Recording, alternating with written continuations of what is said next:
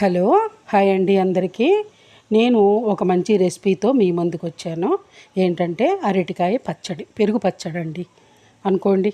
ముందుగా ఒక అరటికాయ, సుమారు 20-25 పచ్చిమిర్చి, చింతపండు గుజ్జు కొంచెం, పెరుగు కొంచెం, అంటే కప్పు తీసుకోండి. జీలకర్ర, వెల్లుల్లి మామూలు అన్నమాట. కొంచెం తాలింపు దినుసులు మీకు నచ్చినట్టు తీసుకోండి. ముందుగా అరటికాయను ఉడకపెట్టి తొక్కు తీసి చిదిం పెట్టుకోండి. తర్వాత పచ్చిమిర్చి నూనెలో వేపండి.